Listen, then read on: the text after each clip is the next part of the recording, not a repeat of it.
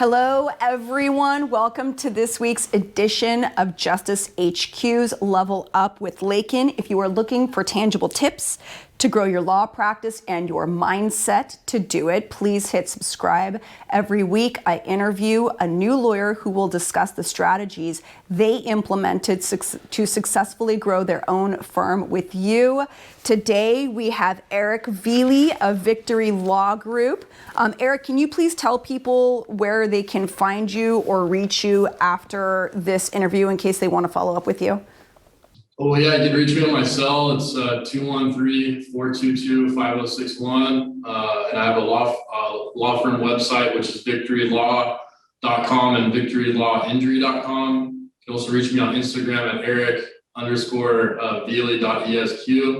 And I also have a Twitter handle at Grimace85 if you're interested in some of the more like investment side things that I do outside of the law process. Yeah, we are definitely going to talk about that. And that is actually the reason I reached out to you initially to ask you to be on the show, was because I saw all of the social media posts that you were posting about all of your external legal or non-legal investing. And as somebody who is a self-admitted moron when it comes to it, it totally piqued my interest. And then I spoke with you and learned more about you and your history, and I was even more impressed. And I think I told you that you remind me so much of my brother, Tyler. But I also, I did a little stalking and I looked up your firm and your firm website, and man, like, you guys are killing it. And I know you focus primarily on personal injury and employment. Is that right? That's correct. Okay. And if you wouldn't mind, just, give everybody a little bit of information or a lot of information about how you got started in your career with the law. Well, basically, when I was going to university, I was studying finance. My goal tremendously was to be an entrepreneur and to start my own business and be kind of involved in the tech and financial world. And kind of the stock market crashed, and that was that 2008 time when everyone was kind of defaulting on mortgages and things of that nature. So I wanted to be more well-rounded, and so I thought the best way to do that was to go to law school. And as I was graduating from law school, all these kind of financial turmoil was happening, and when you have student loans and all these other things to take care of, I ended up going right into the legal field. Ended up working for a firm in Riverside, started in real estate, and kind of did the corporate defense world for the first 6 or 7 years of my practice until I decided to venture out and take that leap of faith into starting your own law firm. So I've done a lot of reading about entrepreneurs, obviously, when I was, on my path to becoming one. And when I learned about you, I learned that you had always had that entrepreneurial streak. And I'm curious if there are things that you did as a kid or as a young adult that exhibited that talent that I'm pretty sure is probably natural to you.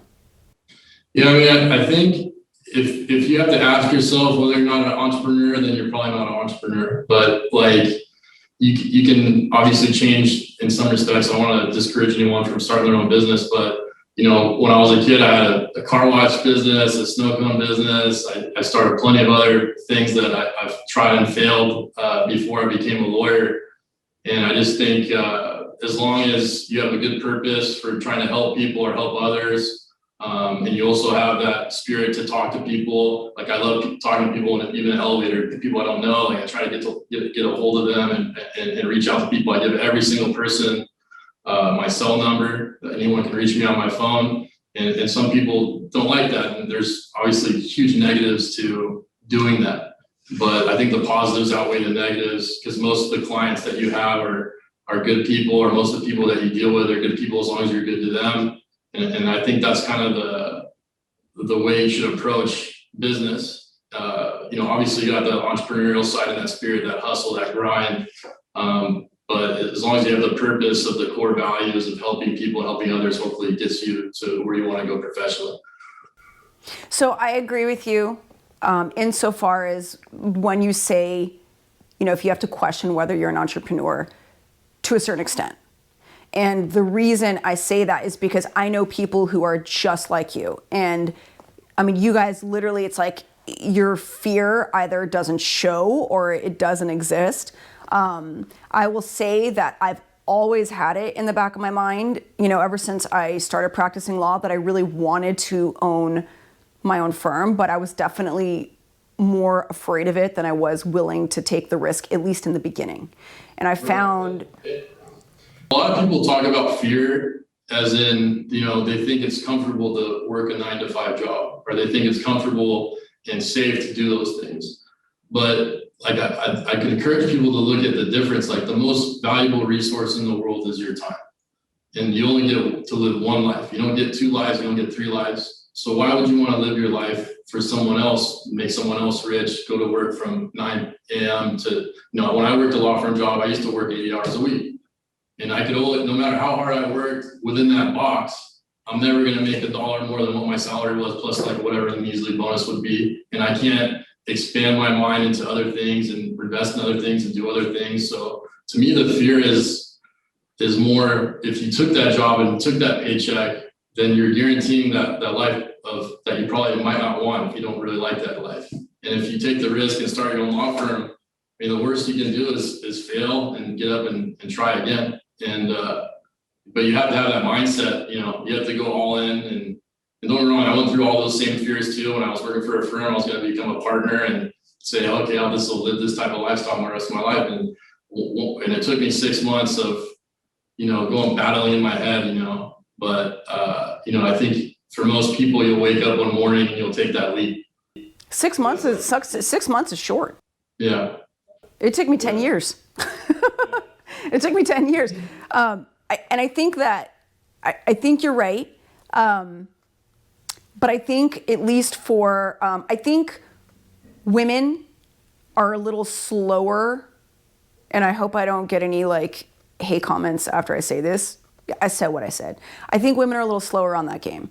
I think we're definitely picking it up. I've seen a lot of female entrepreneurs in JHQ, which warms my heart. And I do recognize, it was funny, I was having this conversation with somebody just recently. You know, everybody has a role in their life. And somebody in my family literally said to me, they're like, God, it's so funny, like, look at you and your siblings, right? Like your sibling, you know, took a very different path and she's so happy and all you do is work all the time.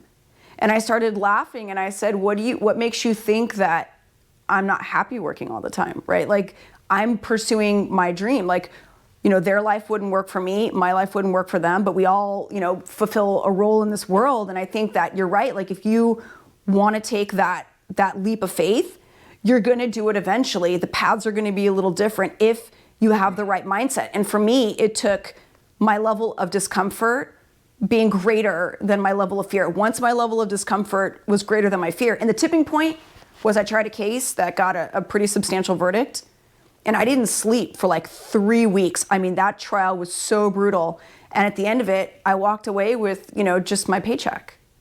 But the other attorneys made a lot. And I was like thinking to myself, that could have been me if I had done things differently. And that was really the first time I was like, okay, you know, I need to get serious about this. So your 6-month period is actually pretty short in the grand scheme of things. I do want to touch on why you felt the law would be helpful for you on your entrepreneurial journey. I think that's interesting. Well, I think if you're doing finance or political science or calculus or you're an engineer, like you learn a certain skill set. But really the law embodies that whole world, like no matter what you're doing. And to me, if you can understand that whole part of it too, number one, you get a lot of respect from a lot of other people that will talk to you. You sit in a room with CEOs or CFOs or business people or whoever. You know, I don't think it's that cool to be a lawyer, but for whatever reason, everyone else that's not a lawyer thinks it's cool that you're a lawyer. And so it gets you in the room to talk to those people. And the other thing is you have a very well-rounded understanding of the world. I think once you learn how to think like a lawyer and then you kind of like apply those things in real life. And let's be honest, like a lot of the times we're just giving common sense advice to our clients. But that being said, like we also know the nuances of how things work and you can apply those in business practices and in your demeanor and how you handle things in general. So I think that's really helpful. And I thought you brought up a really good point about your trial and how you got through that, and you have this realization that, hey, everyone puts their pants on the same way as I do. Like, I was walking around my old firms, and not to knock anyone else, but I was looking at my bosses saying, well, I can do just as good a job as they can. Why can't I just do it myself, you know? And I think a lot of people have that realization. They have this fear, like, I'm not as good as this person, I'm not as good as that person.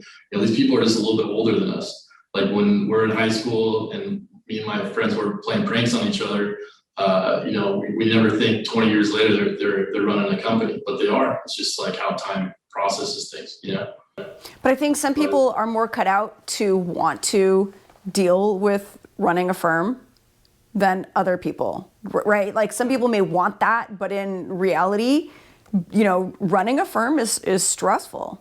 Like I'm smack in the middle of trial prep right now, and I need help. So I posted an ad on Indeed, and my emails are like flooding every day, and I'm like, I don't have time to go through. Yeah. And there's no secret to all this stuff. It's not like, hey, everything's, you know, wonderful all the time. It's like, you know, I love my job. I love what I do. I work my ass off.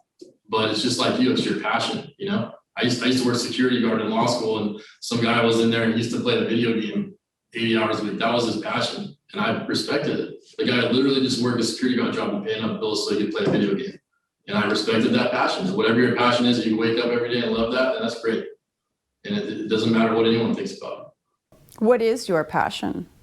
My passion really was to start my own firm, start my own business, and be more entrepreneurial. I got to that point, was able to start a law firm and help people, and I really enjoy doing that. And now I'm trying to run my law firm, get into angel investing in companies that I think will have a larger, it will expand more on helping people, like billions of people. When you invest in tech companies, you can help billions of people. If I help a law firm, I'm helping people in Los Angeles, Southern California. But if I'm investing and doing those things, then I think I could invest in companies that will help change the world. That's what really kind of excites me. And then I like to develop real estate. I like to buy little properties around here and get them developed with some partners. I think building something and staring at it sometimes is nicer than pushing paper. But obviously when we settle these cases for clients and we get them a lot of money that they haven't seen before on things that they really, got in a bad situation because of the negligence or intentional acts of somebody else, we're really helping people. So it's just a combination of trying to do those things and trying to fulfill all those goals. And, every year I sit down in December and I write down a list of all my goals and try to do the best I can with those things. So I'm curious, take me through the typical Erik Velie day. Typically during the week, I try to get in touch with all the clients that need to reach me. I'm typically signing cases. I'm out of the office a lot. I have an internal staff. I own an office building in Newhall, which I have 4 or 5 of my staff people there. Then we have the Justice HQ office in LA, another office in Manhattan Beach, and then I just bought another office building in LA, which I'm renovating. I have a couple of paralegals working out of there. And so I basically work with all my staff to make sure that we're progressing the cases, progressing the litigation. We handle a lot of pre-lit. I'd say it's almost 85% pre-lit, 15% lit. And then, work with attorneys all day trying to get cases resolved or moved along. But really the process every day is just to try to be available for all my clients 24/7. My phone's never off. I'm always trying to work. I'm always trying to help people. But that being said, because of technology, I'm able to do a lot of things from the phone. So that helps me reach people and have better access. So let me ask you, because when I read about a lot of entrepreneurs, a lot of them have very deeply ingrained habits or rituals. Do you have any of those? I'm a little different. Like, I wish I had a better schedule because I think I'd be a healthier person. But I do wake up every day about 6:30 and I just work. I don't really have a plan for my work day, but I try to get as much stuff done as I can for everyone. And I have this internal clock that I think a lot of entrepreneurs have. I don't really need to calendar a lot of stuff. Whatever reason, it just still clicks. Hopefully it clicks till I'm 80. But I'm really able to help manage people. I work with a lot of other attorneys where I work on cases with them on a co-counsel basis. So I go through the case lists every week, and very good at like kind of directing the orchestra as far as that's concerned. But it's talking about all this stuff makes me think about what kind of lifestyle you want to have as a lawyer, and how big you want to grow your firm. And I think that kind of is a question you ask yourself monthly or daily. But just because you have a bigger law firm doesn't necessarily mean you make more money, doesn't necessarily mean that you're doing a better service for your clients. So you always have to think about these things when you're trying to figure out how busy a schedule you want to have on a weekly basis or monthly or otherwise. How do you have time to do everything that you're doing? My dad said this when I was a kid. My dad was a really tough man, and we don't necessarily get along anymore, but he said you'd be surprised what the human body can handle. And when he said that to me when I was a kid, I started testing myself more in college and testing myself more. And you just get used to the pressure, you get used to all the things that you're doing. And you fight through the anxiety, you fight through the fear. And then all of a sudden you are in your late 30s and you feel a lot more comfortable as a person, and I think the more you feel comfortable with yourself, the better decisions you make for your clients and your business and everything else. I'm assuming you didn't start at that point. So what did that path look like for you? Yeah, I think when I was in law school, I had a lot of trouble with anxiety and always, sitting in a chair and wondering what the worst outcomes could be. And if you can find a way to stop thinking about what the worst outcomes can be, and if something really goes bad or really goes wrong, you always think of solutions. And I think I was a really negative person too, like in my early 20s. And then one day I just decided to be positive. I think that really helped me a lot on a personal level. How did you do that? Did you just make that choice one day, like enough with the negativity, or like how did you switch that? Like if you were to recommend to somebody how to shut off that negative part of their brain, what would you tell them? I mean, for me, I just had to say, why am I always worried about what other people are doing? Or why am I always talking about this or worried about what's the worst case scenario? Like, how does that help me?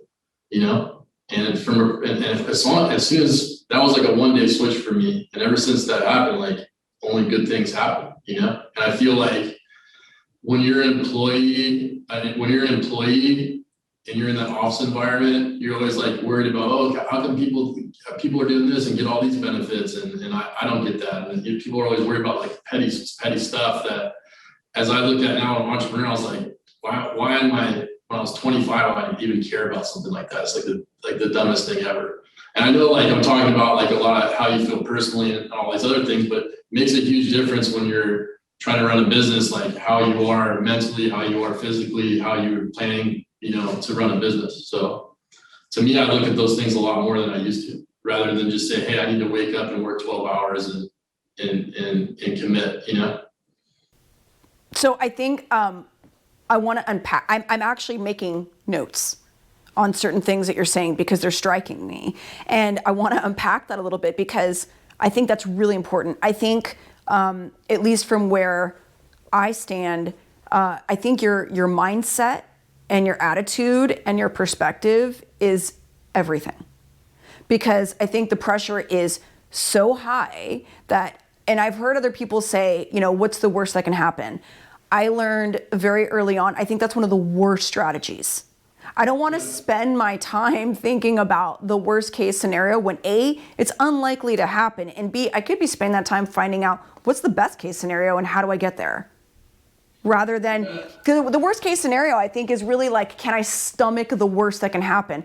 Why even go there mentally? And you'll find, like, especially for people that just graduated law school that are a part of Justice HQ, like, I promise you in 10 years that all your friends that went to big law firms and made those big salaries, they're probably not going to be as happy as the people that got seasoned in law school, started their own law firm. And I would bet those people that got seasoned law school are doing better than the people that work in the big law firms 10 years from now. It's about taking that leap. Those people were forced to take that leap because they had to. Yeah. But I promise you they'll be more successful than the people working at the big firm.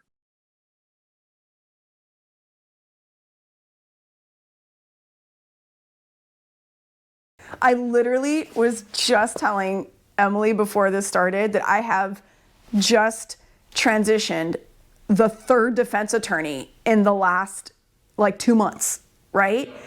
For whatever reason, I don't know what the universe is putting out there, but these people are reaching out to me and they're like, Ashley, I'm miserable. Can you please help me get out of this?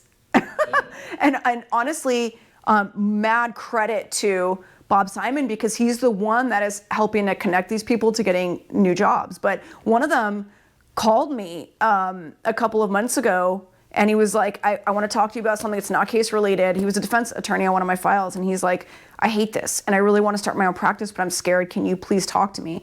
And I spent like an hour to an hour and a half talking to him, and right after we settled the case, he sent me an email saying, here's my new contact info. I opened my new firm. And I was like, yeah, like, and these people, you know, one of them has been in the defense for 17 years. The other one has been in the defense over 2 decades. And they're just now realizing, like, this isn't the life that I had, you know, planned for. So I think you're totally 150% right.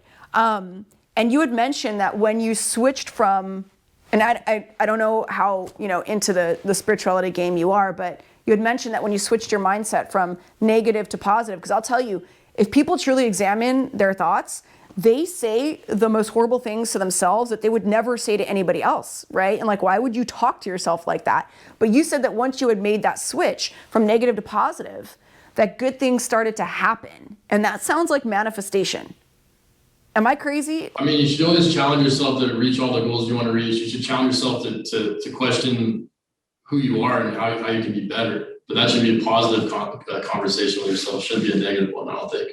You know, and for anyone that wants to start your own firm, like, have a plan. You know, like, I write down my goals. Like, if same thing with the law firm, write down a plan. What's my billing software going to be? What kind of tech solutions do I need? How much money do I need? And do all these things before you leave that law firm, so you can start day one as fully prepared as you possibly can be, and have like kind of like this laser focus where you're only looking down the road of the goals you set for yourself. Because if you have all these other things and you're not fully committed, then it's hard to win. Like, at the time, you know, I'd rather die than fail when I started my firm. I would just go nuts. I would work around the clock. Things are a little bit different now. I'm able to, you know, have a little bit better of a lifestyle, even though I'm like way more busy than I was when I started. But you're able to get staff and move things along as far as that's concerned. Yeah, let's talk about that, because you do the property, you do the investing, you do the lawyering. I'm assuming you cannot do all of these things unless you had a team put into place to help you. Really good team. One of the things I do, which is a great benefit to me, is I'll contact all the paralegal schools that are close to the offices that I work at. I try to get, usually they'll have internship programs for that, so I'll try to get a free paralegal intern or two. And once you get through the first few months, you realize that, hey, I think I'm gonna hire this person long term. So you're able to train these people, see if they're good enough, and then get them hired and go from there. It's a good way to keep your overhead down. And then, you know, just keep continuing to build relationships with people. Some people don't have the wherewithal for the overhead or cost of litigation. So like in my firm, you know, I can handle that. But that being said, I'm more well served seeing clients, being with them, being around them, and getting new cases. So I co-counsel a lot of cases with a lot of firms, and we either split the costs or they handle all the costs. So that's a good way to keep everything down to, you know, a certain business model that you like. And as you learn these things, if you can create templates or spreadsheets to train people, and even have your staff, once they learn how to do this, create better ones and have better forms and better this, then you can, you know, when you have turnover or you have new people coming in, you can keep expanding that business model. But you always need to pay attention with how big a company you want to make or how small. You know, some people want to be the biggest shops around. I'm not really sure about that. For me, like, I want to have that personal touch with all my clients. I want to be able to when they call me, I can pick up the phone. And, you know, if you start getting to a point where it becomes more of a mill, that's, you know, that I don't know if you get there, but it depends. And maybe I'll change my mind. Okay. I believe you told me a very interesting story about when you started, when you hired your first employee, right? You had a very small office then? Yeah, so when I started out of my garage. I quit my law firm. I just had a little boy. I bought a house out in Valencia. I was working out of my garage, and I think I was in basketball shorts, and I was driving a moped down the road to interview Evelyn, who is now my main office manager. And I told her, hey, let's build this firm up, and she believed in me. She trusted me, and it'll be 5 years, April 5th. And I'm happy to say that, we're in escrow right now. I'm buying her a house. Oh, yay! That's amazing. She's a single mom with a couple of kids, and I told her if we get to a point where I'm comfortable, and I want to make you comfortable too. So hopefully she'll be working with me till we both croak, I guess. That's your ride or die. Yeah. How'd you find her? I think I met an attorney that was mentoring me. This guy's named Angel Reyes out of Dallas. He's one of the heavy hitters out there. And so he put a bunch of ads out, and she responded to one, and we ended up hitting it off, and we've been working together since. We've had a lot of other really good staff people in the office from the College of the Canyons paralegal school, and we just continue to try to build the firm up as much as we can and expand a bit.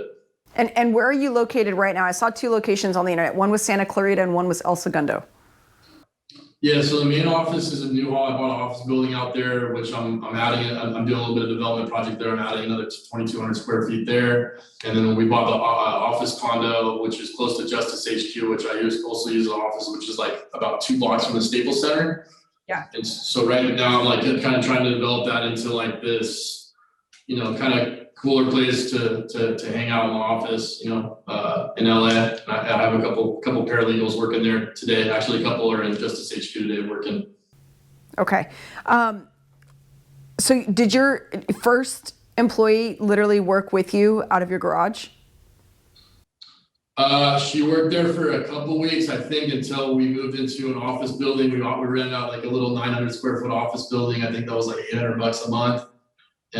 In Santa Clarita, and we quickly grew. Like within 3 years, I was buying that office building in Newhall, and timing. Things take time, but as you look back, man, time flies.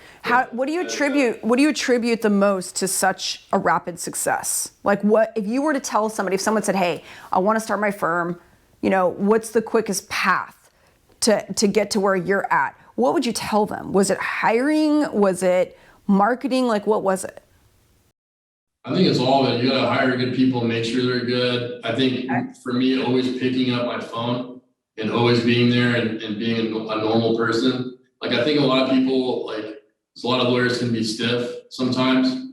Yeah. I come from a middle-class family. I used to work at Burger King and all these other horrible places before I got here.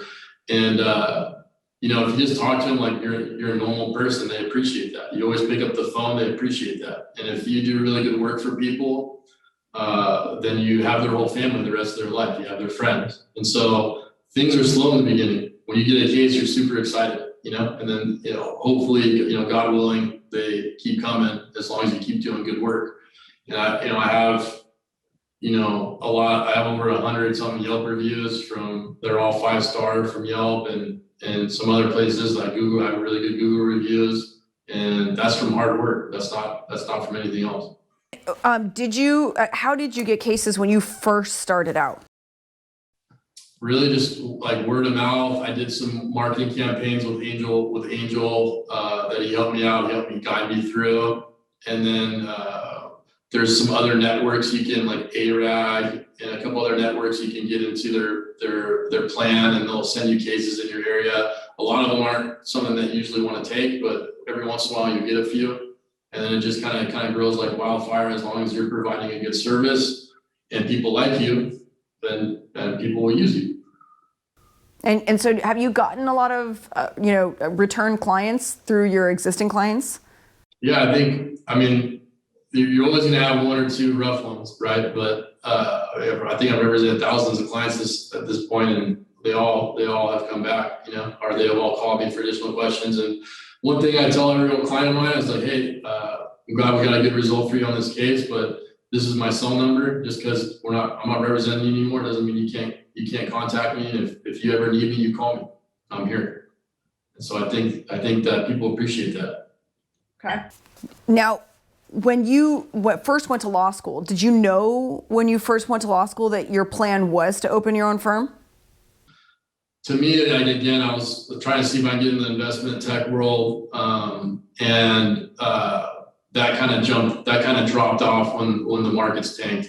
And so when the housing crisis happened, it was just everyone was just really just scrounging around looking for a job because it was so hard to get one. I think at my first firm we had 18 attorneys, and it was my first year. So usually the first year guy's the first guy to get fired, but we had 18 attorneys, and when I left, we had like 5.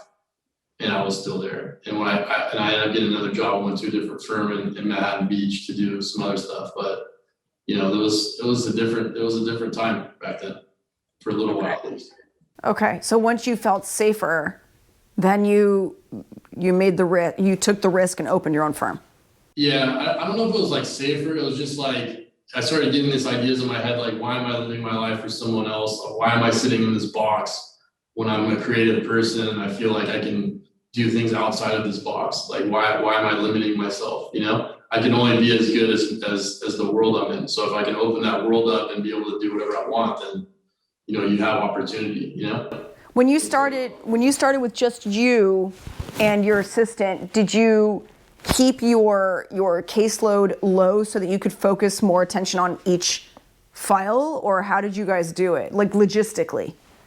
Well, I mean, we just took everything that we thought was a good case, and we kept working and working and working. And obviously if you can find mentors, like when I called Bob Simon, Bob didn't know who the hell I was. He picked up the phone and answered me. And you find that like there's a lot of people out there that had mentors before you that are now the kings of the game, and these people will take your calls and help you too. So if you have those mentors that are kind of like an angel on your shoulder, then you can keep taking on that workload. You keep going for it, I think.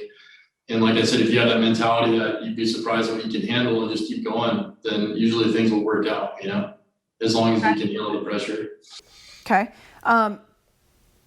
Now, at some point, were the cases being referred to you, or were you bringing in other attorneys from outside to help you with your cases? Usually I originate all the cases. I do get referral cases from attorneys that are usually non-PI guys. And that's another good way to get cases. If you can hit your network of friends from law school, also, hit up all the defense attorneys and people you have business with, you build a relationship with them.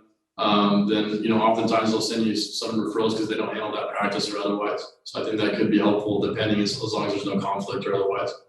Okay. Investing. You are heavy into it. You told me the most amazing story when I asked you, like, how did you learn about Bitcoin? Can you share that story? Yeah, I think just keeping your ears open. Like I wanted to get in the tech world. I wanted to help people and get involved in that. And so I set a goal for myself, I got into Bitcoin in 2016, but I set a goal for myself back then. Hey, I'm going to start angel investing. I'm going to start learning about all these things. So I got a Twitter account. It's going to sound really crazy, but there's all these billionaires and extremely intelligent, insanely smart people on Twitter giving away all the best information that you possibly find. You literally just have to pay attention. And so I would hit people up on like Jason Kalakanakis on Twitter, tried to get into his investment fund. He let me in. I would like try to DM some of the richest guys in the world, and these guys would respond to me. And so they start sending me deal flow. They start sending me interesting things that I thought I liked. And so I invested in some companies. For example, I invested in a company called BlockFi, which is a company that's similar to Coinbase. Coinbase has a valuation, I think, of $100 billion right now. They're going to go public this year. I think BlockFi is going to have a similar one once that goes public. And I was able to get into one of the series rounds on that. And so I think if you, one, are curious, two, like to stay involved in some stuff, and I don't spend a ton of time on Twitter every day, but if I can scroll through and get some information and contact some people, you'd be surprised, that people respond to you. Like for every 10 no's, there's a yes. As my dad would always tell me too. And so, say that one more time.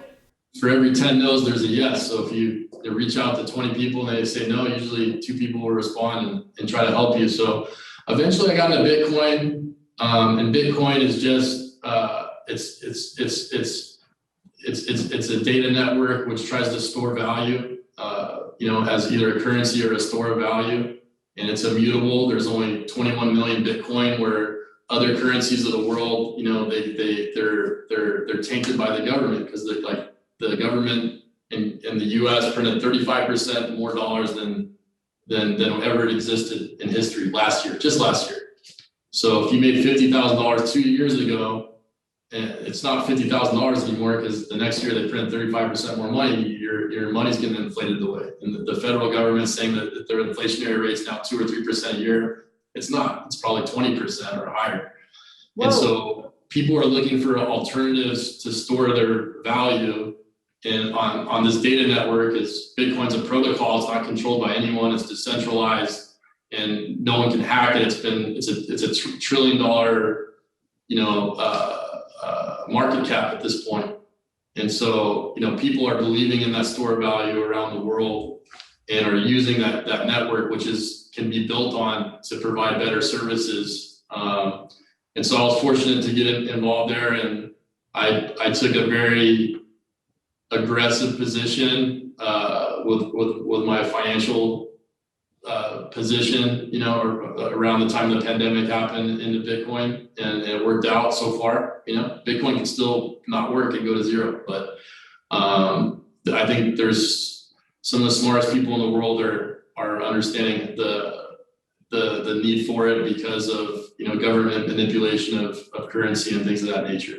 And the world's becoming decentralized. The world's becoming a place where businesses on the internet are going to be made based on protocols, so people can operate and do things. And I think that's something that you're going to find that's going to change, be much different. And I think as car accident lawyers or plaintiffs attorneys, we need to look at that too, because there's automation, and things are going to happen faster than usually we think. When revolutions used to happen, the Industrial Revolution or things like that, things took a lot more time. But the information revolution, I think now we're getting in the financial revolution, because once COVID happened, people are like, well, what's money? What's this? And they're really looking into what is this inflation thing? What is this thing? You know what I mean? So I think these periods of time, these revolutions of human beings are happening quicker and faster because of technology.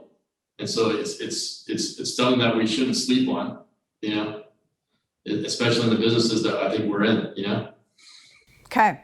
So what is angel investing?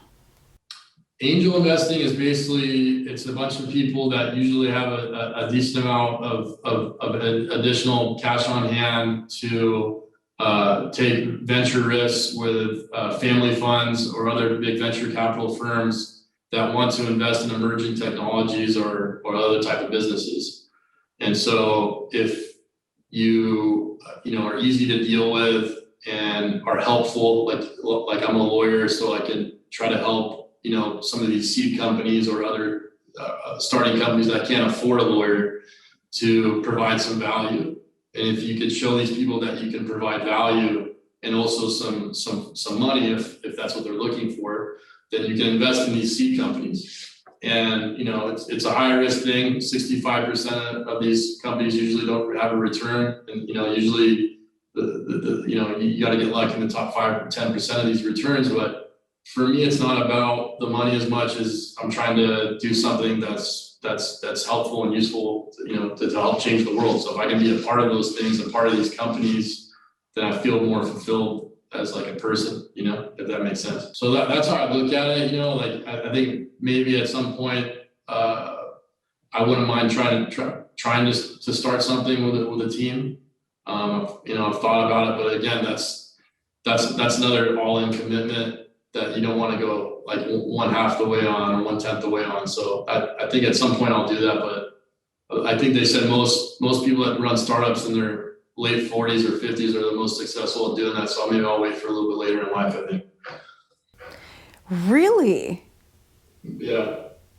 I did not know that. I wonder why that is. I think because they probably get a lot more respect from all their colleagues, and they've failed a lot. So by the time you've learned so much, you know what mistakes not to make and what to make. Isn't that interesting? Failure is the path to success. You got to fail forward, right? Fail forward. Yeah. Wow. Okay. That's amazing. So there's something else that I think is unique about you. And it was actually the part of you that I said, well, one half of the reason why you remind me so much of my brother is because of your emphasis on relationships. You said that you reach out to, you send out, 10 requests to speak to somebody, you might get 8 no's, but you'll get 2 yeses. And you actually took a step that a lot of people wouldn't take to be reaching out to these billionaires for advice. And you said you got some responses, right? But the other thing about you is that you build relationships. You say you talk to people in the elevator, you give people your cell phone number, you invite them to call you, and then you nurture these relationships. And I think the story that you told me is that you were playing poker or something and got into a conversation with some people about Bitcoin because you talk to people. So maybe you could talk a little bit about the value of, and that's important for somebody like me. I mean, I don't know what the label is, but I'm like an extroverted introvert. Like talking to people, I get like social anxiety. I don't enjoy it typically, but I do see the value in making more of an effort to do that. And it looks like it's paid off for you pretty well. And it's hard to use that as like a tool, because for me, like I genuinely just like talking to people. Like I like to call, yeah. I like to call them and say, hey, how's your family? How's your, you know what I mean? It's not something, it has to be genuine, but like I have some friends that just can't do it. They have a regimented day. They don't want to talk to too many people on the phone, or, it is what it is. Like sometimes you just can't change that. But if you can force yourself to always pick up that phone call or be there for that person, like, you don't need to just call them about the case, like you could say, they could pass by, you could go through your phone contacts. Oh, I remember that client. Let me give them a call, see how they've been, And you actively do that. Yeah. Even cases that Bob has that co-counsel with me, like he's handling the lid on them. I probably talk to him once a quarter or whatever. I still talk to him, whenever they pop up in my head. It just depends. We all have tons of stuff to do all day and things like that. But people really care about that stuff. If you go out of your way to just see how somebody's doing, you might make their day. And I think that's that's something I've never heard. And I could tell you, like, personally for me, I have 3 people in my life who do that. My best friend Lourdes, my mom, who if she doesn't hear from me for, 72 hours, she's like, hey, you alive? And my brother Tyler. Like, it blows my mind. Like, he will literally call me once every 2 weeks and be like, what's going on? Give me the download, like what's happening. And I never, like, I'm always shy to tell him, but it does 150% mean something to me. I'm like, wow, you thought enough of me to pick up the phone and just find out how I'm doing. I think that's a really unique quality, Erik, and I truly commend that. Not in terms of how it benefits you per se, but I'm wondering if you even realize the value that you give other people when you do something like that. Yeah, it's like, it just goes back to just trying to be helpful, But don't get me wrong, I could be a complete pain in the ass, and like it could be a pain in the ass to my staff or whatever else. I do the best I can, but I think at the end of the day, people know that most of my friends will say about me is like if they got arrested and need to be billed out for, I'd probably be the guy they call. You know what I mean? Like that's who you want to try to be, for your clients, right? I mean, that's why we're doing this stuff. So, but I'm not perfect by any means, believe me. None of us are, but you have some really good qualities that I think explain how you've gotten where you've gotten. I'm definitely going to add you. Oh, you're actually already in my contact list.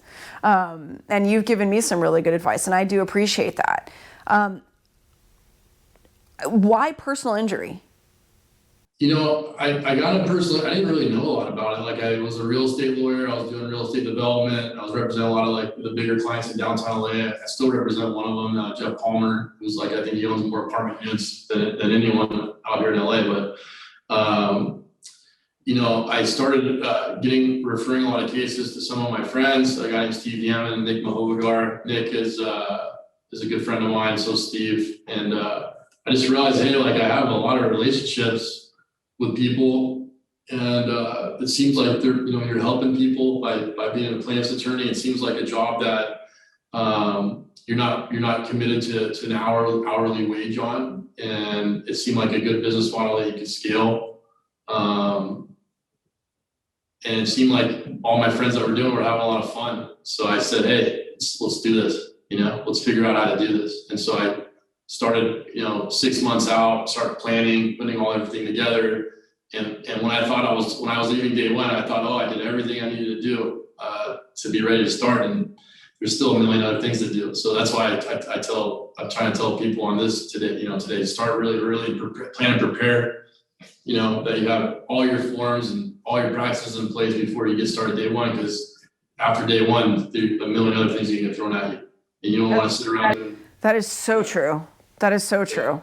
And I think the one thing I've heard over and over again is, to hire well. Like I am, learning that lesson now about how important it is when you're scaling up your firm to get the right team in place. Yeah. And have your systems in place too. When you actually hire the team, what are their job duties? What are they responsible for? What are your training strategies? Like having all of those systems in place, I think is so important. And I think when I went to Angel's firm, he runs a huge practice, but he'd have one person that did intake, a group of people that did intakes, group of people that did medical bills and records, and a group of people that did demands, and then usually an office manager that would oversee everything. So just because he has a 100-person law firm doesn't mean that you can't use that and say, okay, I'm gonna have a 10-person law firm. I'm gonna have this person, and go from there. And then if you have a couple of paralegals that are free interns, that you can hire, pick up. Then you have backups just in case there's some turnover. And then you just want to be able to oversee everything. Like I'll have all my appointments, doctor appointments that my clients have, I still remind them of every week. I remind every one of my clients about their appointments every week. Do you have a staff member who's tasked to do just that? Correct, I do. But I personally reach out to these people. Not every chiro appointment, but when they switch to ortho or have to go somewhere else, somewhere major. And that's another way of touching people. If you're touching people all the time, they're thinking about it. It makes a difference. Yeah, and I agree with that because I take all my own calls, especially right now. And the one benefit I can say is that my clients really appreciate it, and they tell me that. They're like, man, it's so nice to be able to pick up the phone and call you and reach you. Thanks for being available.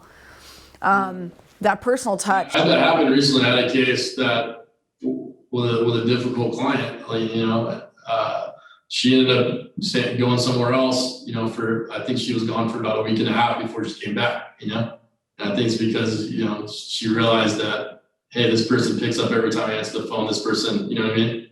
I was reluctant to take her back, but I took her back anyway to help her out. But it's that makes a huge difference. And most of these bigger law firms that are kind of run more of like a mill, they can't provide that. And if I ran my firm like a mill, I don't know if I could provide that anymore either. So that's why you have to make that decision. What kind of firm do you want to have? What kind of lawyer do you want to be? Right. I agree. If you care about them, how you doing? How's your family? How's life? How's treatment going? What do you need? I'm here 24/7. If you can't reach my staff, text me, I'll get back to you immediately. I'll call you back immediately. That's all they're looking for. They're not looking for a lot. You'll get one of those clients that's going to call you all the time. Yes. And it's going to be not worth it, But for every one of those, there's 100 that they do. I don't necessarily schedule calls with them. I just basically tell my clients you can reach me whenever you want to, because if people, a lot of clients will ask me for updates, right? I can't give updates to 500 clients every week. So I just tell them if you want to update, let me know immediately and I'll get back to you. I calendar all their doctor appointments and I remind them. So that's easy for me to talk to them. I text all day. Yeah. So if someone just asked, there's a lot of texting platforms. I don't have a texting platform. I heard there's a really good one. And, maybe I need to learn about that. But yeah, I just text people from my phone, and I get yelled at by, people I love and significant others about, being on my phone too much. So that's the rub. But, I try to be around. Man, Erik, thank you. Thank you so much. And I just want to remind everybody, if you want to find me, you can find me on Instagram at Laiken_law_group. It's also by my name on Facebook. You can find my law firm at laikenlaw.com. And my email is ashley@laiken, Laiken, law.com. Erik, can you just remind everybody where they can find you? Yeah, on Instagram, Erik_Velie.esq, victorylaw.com or Victory Law Injury. And then again, if you need to reach me, my cell is 213-422-5061. Call me anytime. Fantastic. Everybody, thank you so much for joining this week's edition of JHQ's Level Up with Laiken, sending you lots of love, joy, and success this week. We will see you next week. Erik, thanks again so much.